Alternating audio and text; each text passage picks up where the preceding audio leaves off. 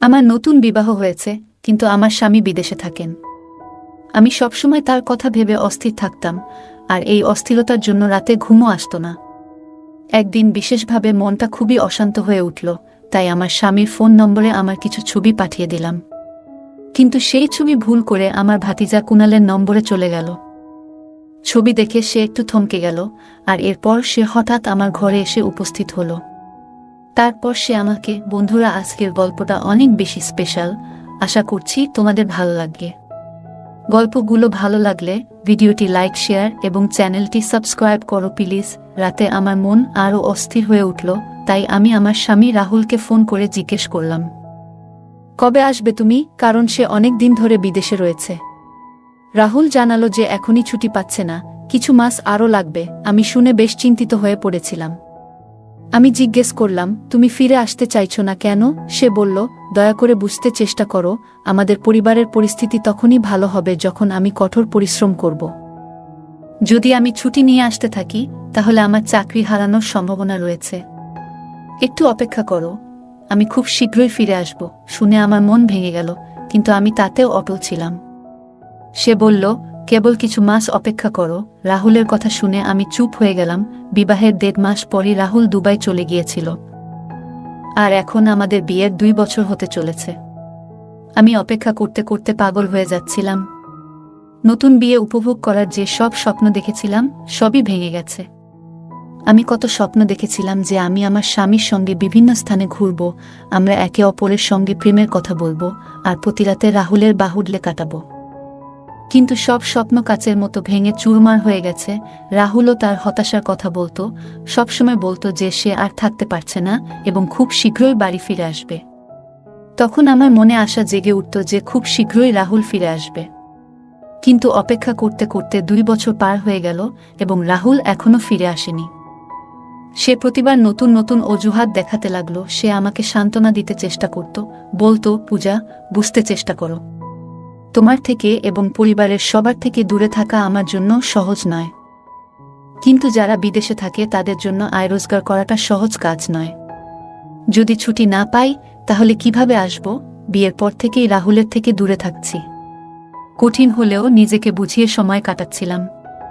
কিন্তু যত দিন যাচ্ছিল, আমার জন্য স্বামীর অনুপস্থিতিতে থাকা আরও কষ্টকর হয়ে উঠছিল।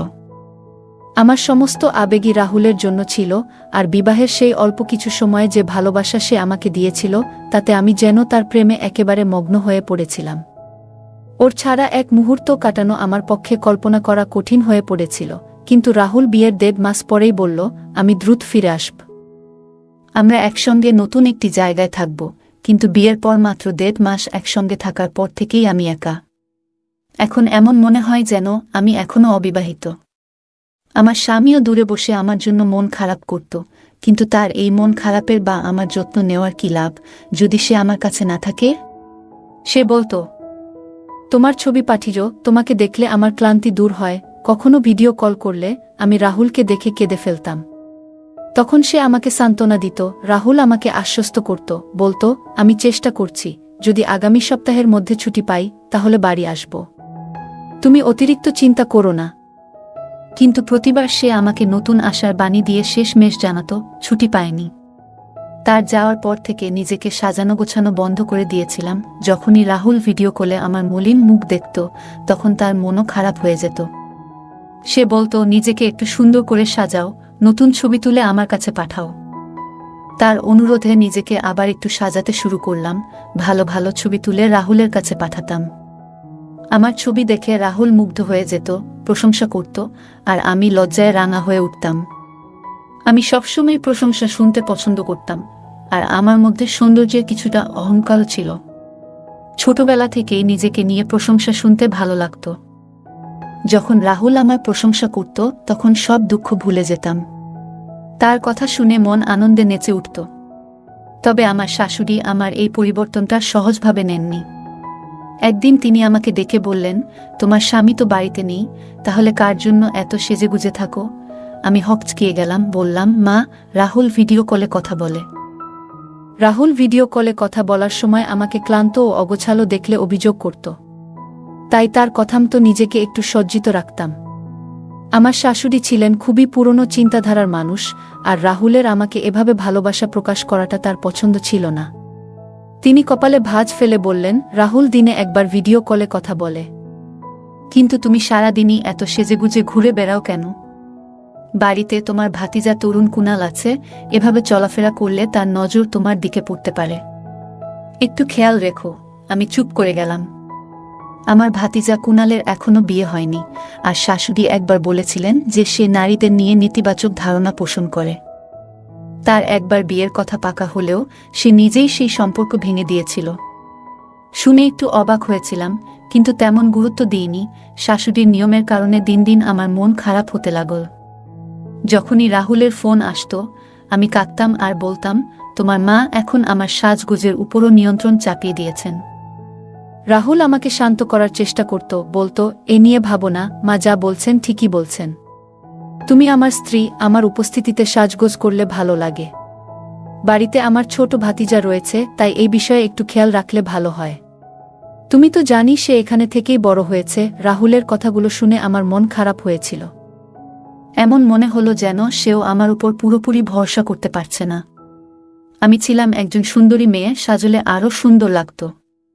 সত্যি বলতে আমার কুনাল মাঝে মাঝে আমাকে নজরে রাখত, আর আমার শাশুড়িরও একটা ভয় ছিল যাতে স্বামীর অনুপস্থিতিতে আমি কোনো ভুল পথে না যাই। কারণ আমি ছিলাম এক তরুণী, নতুন বিবাহিতা। বিয়ের পর স্বামীর সঙ্গ পাওয়াটা একজন মেয়ের স্বাভাবিক চাহিদা। কিন্তু যখন স্বামী সেই চাহিদা পূরণ করতে না পারে, তখন অনেক সময় মনে নানা রকমের ভাবনা আসতে পারে। সম্ভবত এ কারণেই আমার শাশুড়ির মনে এমন ভয় কাজ করছিল। বিয়ের পর নিজেকে গুছিয়ে রাখতাম, তবে এখন শাশুড়ি আপত্তি জানাতেন। স্বামীকে জানালে সেও বলতো, মা ঠিকই বলেছেন। আমি রাহুলকে বোঝাতাম যে আমাকে অন্তত নিজের মতো করে সাজগোজ করতে দিক, যাতে আমি প্রাণ খুলে জীবনটা উপভোগ করতে পারি। কিন্তু রাহুলও এতে রাজি হতো না। আমি যেন নিজের মধ্যে বয়সের ভার অনুভব করতে শুরু করলাম। মনে হতে লাগলো শাশুড়ি অয়থাই আমার উপর এত নিয়ন্ত্রণ আরোপ করছেন, বিশেষত যখন আমার কুনালের এমন কিছুতেই আগ্রহ নেই। আমার ভাতিজা কুনাল একবার বিবাহ হলেও বিয়ের আগেই সেই সম্পর্ক ভেঙে দিয়েছিল। শাশুড়ি বলেছিলেন মেয়েটি ছিল খুবই সুন্দরী, কিন্তু আমার কুনাল কেন জানি না তার সঙ্গে সম্পর্ক চালিয়ে যেতে পারেনি। সে ছিল শান্ত স্বভাবের, নিজের মতো থাকত। প্রতিদিন সকালে বাড়ি থেকে বের হতো আর রাতে ফিরে নিজের ঘরেই থাকত। প্রয়োজন ছাড়া তেমন কথা বলতো না, ঘর থেকে বের হয়ে সময়ও কাটাতো না। এখন আমারও মনে হতে লাগলো হয়তো ওর কোনো ব্যক্তিগত শারীরিক সীমাবদ্ধতা রয়েছে, যার জন্য সে আর বিয়ে করার চেষ্টা করেনি। হয়তো এটাই ভালো, যাতে আরেকটি মেয়ের জীবন ক্ষতিগ্রস্ত না হয়। আমি কিছুতেই পরিস্থিতি মেনে নিতে পারছিলাম না। বারবার রাহুলকে ফিরে আসতে অনুরোধ করতাম। রাহুল বিদেশে কঠোর পরিশ্রম করছিল, আর আমি এখানে দুশ্চিন্তায় ভুগতাম। কষ্টে বলতাম, রাহুল, এবার ফিরে আসো, আমার ধৈর্য ফুরিয়ে আসছে। রাহুল বলতো, আর একটু ধৈর্য ধরো, টাকা জমাচ্ছি যাতে ফিরে এসে আমাদের কোনো অসুবিধা না হয়। শাশুড়ির মানা করার পর সাজগোজ বন্ধ করেছিলাম, কিন্তু রাতে রাহুলের কথা মনে পড়ত। বিছানায় শুয়ে তার বাহুতে ঘুমানোর আকাঙ্ক্ষা জাগত। অতিরিক্ত কষ্ট পেলে স্নানে যেতাম, নিজের ছবি তুলতাম এবং নিজেকে দেখে ভালো লাগত। এভাবে চলতে চলতে আমি কখন যে ভেতরে ভেতরে দুর্বল হয়ে পড়েছি তা নিজেই বুঝিনি। এখন বেশিরভাগ সময় একা থাকলে নিজেকে ব্যস্ত রাখার জন্য নানাভাবে ছবি তুলতাম।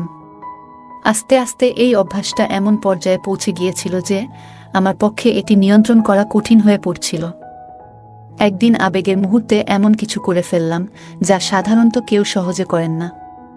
মনে হচ্ছিল রাহুল আমার সৌন্দর্যকে মুগ্ধ হয়ে দেখুক, এই আকাঙ্ক্ষাই আমাকে বিচলিত করছিল। নিজের সিদ্ধান্তগুলো নিয়ে ভাবার সময় পাইনি, আর এই ছোট্ট পদক্ষেপেই আমার জীবনে বড় পরিবর্তন আসতে শুরু করল। আমার শাশুড়ি সবসময় আমার দিকে কৌতূহলভরা নজরে তাকিয়ে থাকতেন।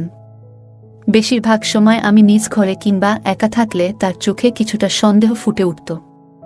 মাঝে মাঝে তিনি কিছু প্রশ্ন করতেন, আর মুখের অভিব্যক্তিতে যেন মনের ভাব প্রকাশ পেত। একদিন হঠাৎ আমার মোবাইল নষ্ট হয়ে গেল, আর আমি খুবই চিন্তায় পড়ে গেলাম। ছবি তোলার যে নতুন শখ আমার মধ্যে জন্মেছিল সেটা যেন আমার নিত্যদিনের সঙ্গী হয়ে গিয়েছিল। মোবাইল ঠিক করানোর জন্য দোকানে দিতে হতো, আর তাতে আমার কিছু ব্যক্তিগত ছবি ছিল। যদি কেউ দেখে ফেলত তাহলে বড় বিপদে পড়তে হতো। রাহুল একদিন শাশুড়ির ফোনে কল করেছিল, আর সেই সুযোগে আমি মোবাইল নষ্ট হয়ে যাওয়ার বিষয়টা জানালাম। রাহুল বলল, কোনো চিন্তা করো না, তোমার মোবাইলটা কুনালকে দিয়ে দাও, সে তো তার বন্ধুর দোকান থেকে ঠিক করিয়ে আনতে পারবে। তার কথায় আমি একটু স্বস্তি পেলাম, কারণ আমার কুনাল এমন কেউ ছিল না যে আমার ব্যক্তিগত ব্যাপারে ঢু মারবে। সকালে আমি মোবাইলটা কুনালকে দিলাম, আর বিকেলে সে সেটা ঠিক করিয়ে নিয়ে এলো। যখন মোবাইল আনতে তার ঘরে গেলাম, তখন শাশুড়ি আমাকে তার ঘর থেকে বেরোতে দেখে ফেললেন। তারপরই আমাকে ডেকে প্রশ্ন করলেন, কেন আমি কুনালের ঘরে গিয়েছিলাম। আমি ব্যাখ্যা করলাম, মা, আমার মোবাইল নষ্ট হয়েছিল, সেটাই ঠিক করানোর জন্য তাকে দিয়েছিলাম। কিন্তু আমার কথায় তিনি সন্তুষ্ট হলেন না। এরপর তিনি এমন কথা বললেন যা আমাকে চিন্তায় ফেলে দিল। তিনি বললেন, তুমি যেন অদ্ভুত সব কাজ করছো আজকাল। কখনো সাজুগুজু করে বাইরে চলে আসছো, আবার কখনো নিজের ঘরে দরজা বন্ধ করে রাখছো, আর বাথরুমে ঢুকলে অনেক দেরি করো।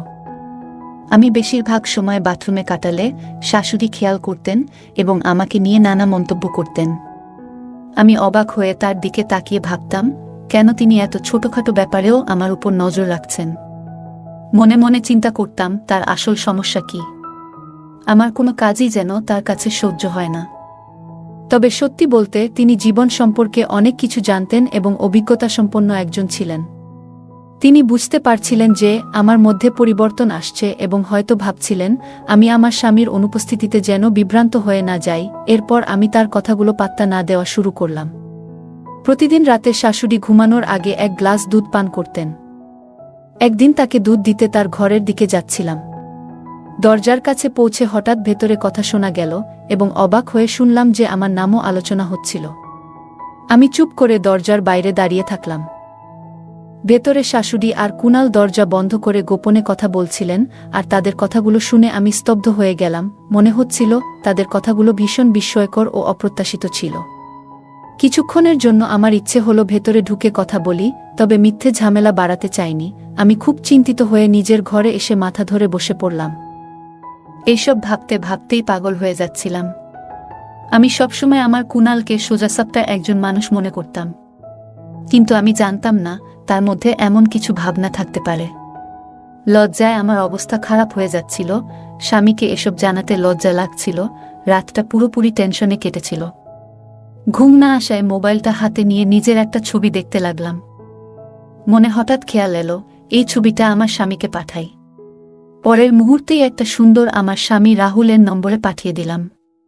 কিন্তু পরক্ষণেই বুক ধক করে উঠল, কারণ ভুলবশত ছবিটা আমার ভাতিজা কুনালের নম্বরে পাঠিয়ে ফেলেছিলাম। সময় দেখলাম রাত তখন 2টা। ভাবলাম এই সময় নিশ্চয়ই আমার কুনাল ঘুমিয়ে আছে, কিন্তু সকাল পর্যন্ত অপেক্ষা করতে পারবো না। যদি সে জেগে ওঠে আর ছবিটা দেখে ফেলে, তবে তার সামনে চোখ তুলতে পারবো না। ছবি এমন কিছু ছিল না যা অন্য কেউ দেখলে ভালো লাগতো। আমার কিছুই বুঝে উঠতে পারছিলাম না কি করব। ঘরে পায়চারি করতে লাগলাম। চিন্তা করতে করতে মাথা কাজ করা বন্ধ করে দিচ্ছিল। আমার মনে তখন একটাই ভয়, যদি সেই ছবিটা আমার কুনালের ফোনে থেকে যায়, তবে একেবারে অপ্রস্তুত পরিস্থিতি তৈরি হবে। যদিও নিজের ফোন থেকে আমি ছবিটা ডিলিট করে দিয়েছিলাম, কিন্তু এই প্রযুক্তির যুগে ডিলিট করা ছবি আবারও দেখা যেতে পারে। ভাবলাম কুনালের ঘরে গিয়ে সরাসরি তার ফোন থেকে ছবিটা মুছে ফেলা যায় কিনা। তবে এমন কিছু করলে হয়তো সে আমাকে ভুলভাবে দেখবে। তবু সাহস করে ঘর থেকে বাইরে তাকালাম। পুরো বাড়িতে তখন এক অদ্ভুত নিস্তব্ধতা। সবাই নিজ নিজ ঘরে নিশ্চিন্তে ঘুমিয়ে আছে, আর আমার মন পুরোপুরি অশান্ত। কুনালের ফোন থেকে ছবি ডিলিট না করা পর্যন্ত যেন মনে শান্তি পাচ্ছিলাম না। অবশেষে ধীরে ধীরে পায়ে হেঁটে কুনালের ঘরের দিকে এগোলাম। বুকটা ভয় আর উৎকণ্ঠায় জোরে জোরে ধুকপুক করছিল। যদি শাশুড়ি বা শ্বশুর আমাকে এভাবে দেখে ফেলে, তাহলে সন্দেহ করবে। নিঃশব্দে পা ফেলে কুনালের ঘরের দরজার কাছে পৌঁছলাম। ঘরটা ছিল অন্ধকার। কুনাল নিশ্চিন্তে বিছানায় ঘুমিয়ে আছে। আমি আস্তে আস্তে পায়ের শব্দ না করে বিছানার পাশে গিয়ে দাঁড়ালাম।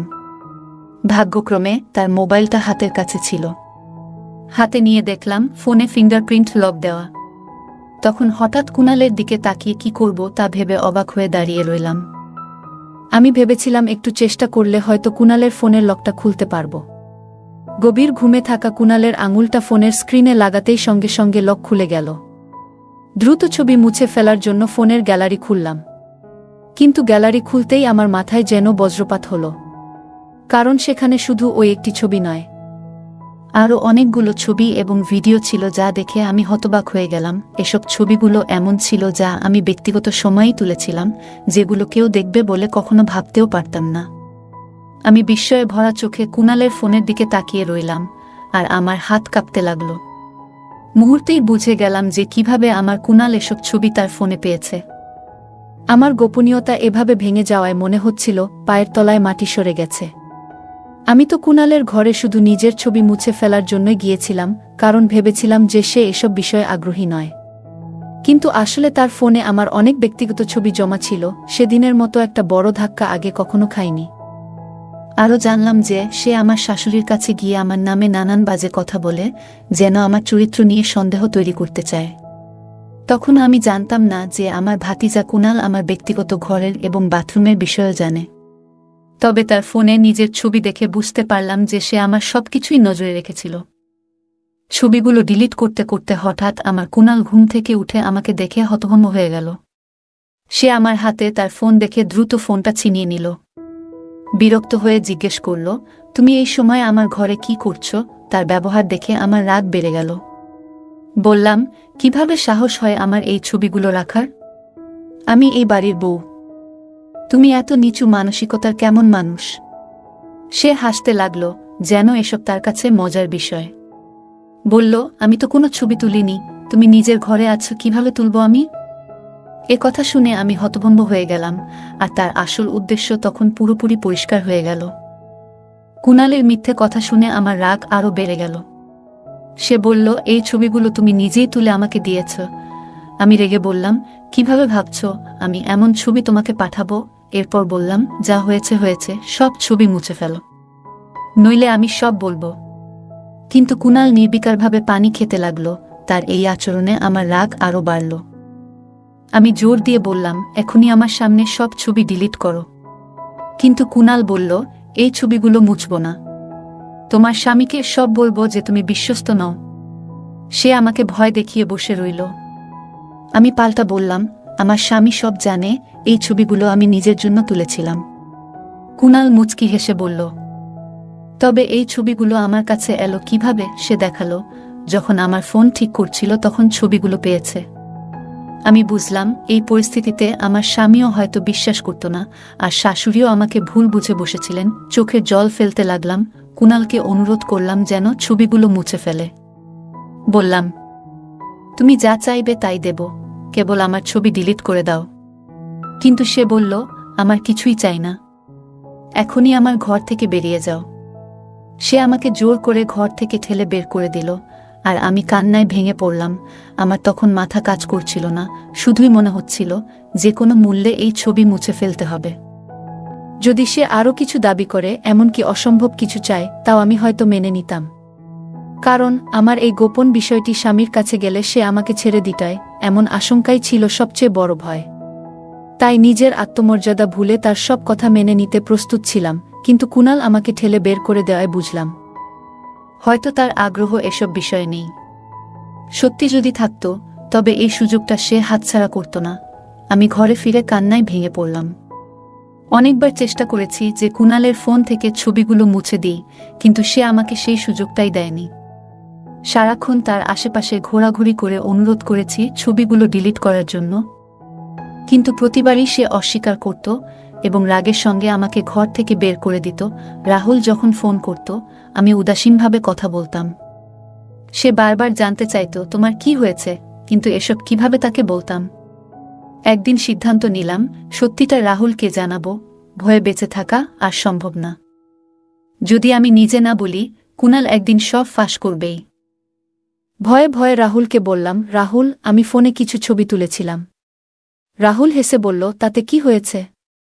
আমি বললাম, ছবিগুলো একটু অন্যরকম ছিল, বাথরুমে তুলেছিলাম। রাহুল চমকে উঠে বলল, এগুলো ডিলিট করো, এমন ছবি সম্মানজনক নয়। মোবাইল হারালে বা ফাঁস হলে কিভাবে মুখ দেখাবো? রাহুল আমাকে বকছিল, কিন্তু পুরো সত্য তখনও বলিনি। নিজেকে দোষারোপ করলাম, ইস, কেন এমন করলাম? না করলে আজ এতটা বিপদে পড়তে হতো না। আমি বারবার কুণালকে অনুরোধ করতে থাকলাম যেন সে আমার ছবিগুলো মুছে ফেলে। তাকে কথা দিলাম যে এরপর আর এমন ভুল কিছু করব না। কিন্তু তখন সে এমন কিছু বলল যে আমি বাকরুদ্ধ হয়ে তার দিকে তাকিয়ে রইলাম। তার আসল উদ্দেশ্য বুঝে আমার ভেতরটা শিউরে উঠল। কুণালের আশেপাশে ঘোরাঘুরি করতে দেখে শাশুড়ির সন্দেহ বাড়ল। একদিন সে বলল, বৌমা, কেন বারবার কুণালের ঘরে যাচ্ছ? আমাদের পরিবারে এসব মানায় না। তার প্রশ্নে আমি ঘাবড়ে গিয়ে তাড়াহুড়ো করে বললাম, মোবাইল নষ্ট হয়েছিল তাই ঠিক করাচ্ছি। কিন্তু শাশুড়ি বিশ্বাস করল না, বলল, আমি রাহুলকে শিগগিরই ফিরিয়ে আনব। তোমার আচরণ আমাদের পরিবেশ নষ্ট করছে। শাশুড়ির সন্দেহে আমি লজ্জিত হয়ে পড়লাম। 1 মাস এভাবে কাটল। কুণাল প্রায় আমাকে ডেকে নিজের মতো চলতে বাধ্য করত, আর আমি কান্না ভেজা চোখে তার ঘর থেকে বের হতাম। তাকে বারবার মুক্তি দিতে অনুরোধ করেও কোনো লাভ হয়নি। শাশুড়ির সন্দেহ ক্রমশ বাড়ছিল। অবশেষে 1 মাস পর রাহুল দেশে ফিরল। তাকে দেখে স্বস্তির বদলে এক অজানা আতঙ্কে পাথর হয়ে গেলাম। আমি ভেতরে ভেতরে ভয়ে সাদা হয়ে গিয়েছিলাম। রাহুল যখন আমাকে ছেড়ে গিয়েছিল তখন আমি একেবারে অন্যরকম ছিলাম। এখন এই অপরাধবোধের ভারে নিজেই যেন হারিয়ে যাচ্ছিলাম। ভাবছিলাম, সত্যটা যদি রাহুল জানতে পারে তবে হয়তো আমাকে ত্যাগ করবে। আমি কষ্টে নিজেকে সামলে সামান্য হাসি মুখে এনেছিলাম, কিন্তু ভেতরে আমার মন ক্রমাগত কাঁদছিল। যদি পুরনো দিনের মতো ভালো থাকতাম, তবে আজ তার ফেরার দিনে আমিও আনন্দে ভরে উঠতাম। রাহুল অনেক উপহার নিয়ে ফিরল আর বলল, তোমার থেকে দূরে থাকাও আমার জন্য কঠিন ছিল, কিন্তু আমাদের ভবিষ্যতের জন্য কাজ করছিলাম। তার কথা শুনে আমার লজ্জায় চোখ ভিজে গেল। রাহুল অবাক হয়ে বলল, কাঁদছ কেন? আমি বললাম, এগুলো আনন্দের কান্না। রাহুলের ফেরার পরও ভেতরে অপরাধবোধ তাড়িয়ে বেড়াচ্ছিল। একা পেলে কুণালকে মিনতি করতাম, আমাকে ছেড়ে দাও, আমার ভুল হয়েছে, আমি অনুতপ্ত। কিন্তু কুণাল নিষ্ঠুরভাবে বলল, ঠিক সময় মতো সব রাহুলকে চাচাকে বলবো। যদি ক্ষমা করে তাহলে দূরে সরে যাব, কিন্তু না হলে কখনো ক্ষমা করতাম না। তার এই কথায় আমি ভেঙে পড়লাম। সে আমার দুর্বলতার সুযোগ নিচ্ছিল এবং ব্ল্যাকমেল করে চলছিল। আমার ভুল বুঝে কুণালকে ছবিগুলো মুছে ফেলতে বলেছিলাম, কিন্তু সে রেগে গিয়ে বলল, আমি রাহুলকে তোমার সব কাজ দেখাবো। তুমি তার বিশ্বাসের সঙ্গে খেলেছ। আমি কাঁদতে কাঁদতে তাকে অনুরোধ করলেও সে অবজ্ঞাসূচকভাবে বলল, তুমি সব সীমা পার করে ফেলেছ। তুমি একজন বিশ্বাসঘাতক। তোমার মতো কাউকে আমি স্পর্শ করতে চাই না। সে আরও জানায়, তার আগের বাগদত্তাও অনৈতিক সম্পর্কের জন্য তাকে ছেড়ে যায়, যা তাকে নারীদের প্রতি ঘৃণা করতে শিখিয়েছে। কুণাল বলল, আমার ভাই দূরে কষ্ট করছে, আর তুমি তার সম্মান নষ্ট করছ। একদিন বাড়িতে শুধু আমি, রাহুল আর কুণাল ছিলাম। সেই সুযোগে কুণাল রাহুলের সামনে আমার কিছু ব্যক্তিগত ব্যাপার প্রকাশ করল। সে আমার কিছু পুরনো অনলাইন পোস্টের স্ক্রিনশট দেখাল, যা দেখে রাহুলের মনে সন্দেহ ও আস্থাহীনতা তৈরি হয়। রাহুল খুব কষ্ট পেয়ে আমাকে বাড়ি থেকে বের করে দিল, মায়ের বাড়িতে ফিরে আমার নিজের ভুলের কারণে সংসার হারানোর যন্ত্রণা অনুভব করলাম। হতাশায় একদিন নিজেকে আঘাত করার চেষ্টা করেছিলাম, তবে ভাগ্যক্রমে বেঁচে যাই। হাসপাতালে জ্ঞান ফেরার পর দেখলাম আমার স্বামী রাহুল সেখানে দাঁড়িয়ে আছে। রাহুল জানালো যে সে আমাকে আরেকটি সুযোগ দিতে চায়, তবে এটিই হবে আমার শেষ সুযোগ। বাড়ি ফিরে আমি নতুনভাবে জীবন শুরু করার সিদ্ধান্ত নিলাম। নিজের ভুলগুলো থেকে শিক্ষা নিয়ে এবার রাহুল ও তার পরিবারের জন্য সেবা ও যত্ন করতে মনোযোগী হলাম। রাহুলের ক্ষমার জন্য আমি কৃতজ্ঞ, যা আমাকে জীবনে নতুনভাবে এগিয়ে চলার প্রেরণা দিয়েছে। বন্ধুরা, যদি এই গল্পটি ভালো লেগে থাকে তাহলে দয়া করে ভিডিওটি লাইক করুন এবং আমাদের চ্যানেলটি সাবস্ক্রাইব করুন। পাশে থাকা বেল আইকনটি প্রেস করুন, যাতে করে আমরা যখনই নতুন ভিডিও আপলোড করি তার নোটিফিকেশন সবার আগে আপনার কাছে পৌঁছে যায়। ধন্যবাদ, দেখা হবে আমাদের পরবর্তী ভিডিওতে।